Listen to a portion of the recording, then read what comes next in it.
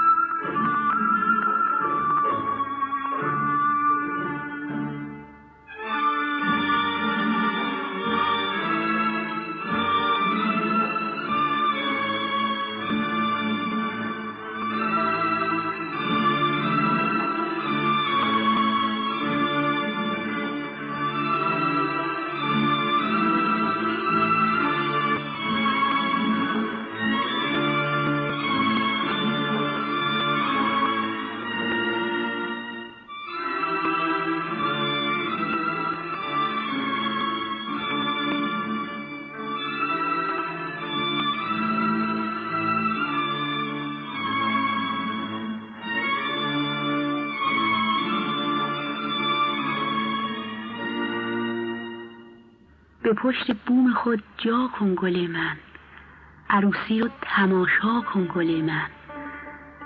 اگه من و تو رو با هم ببینن گواهی نیست، حاشا کن گل من.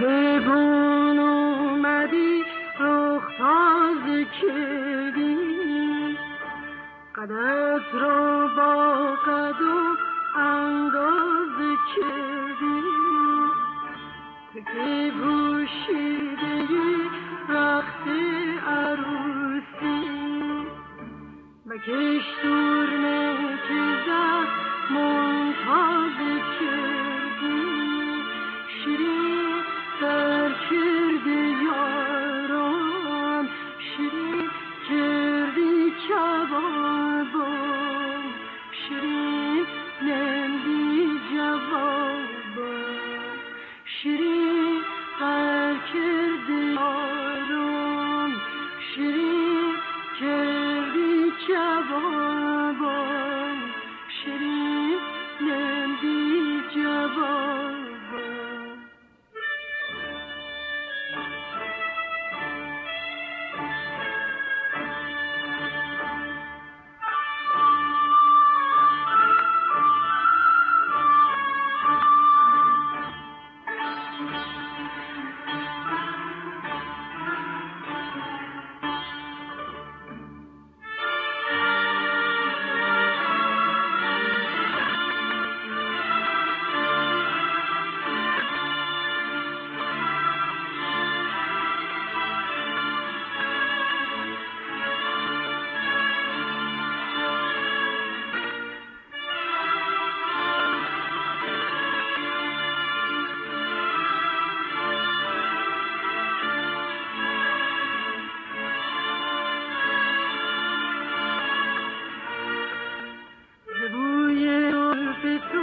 مفتون و نگاه رنگ روی تو دلخون و نگاه، من عاشق زش قصدی قرارم، تو چون لیلی و ما مجنون و نگاه، شیرین در کردی یارم، شیرین کردی کبابم، شیرین نندی جوابم، شیرین در کردی یارم، شیرین کردی کبابم، شیرین نندی جوابم.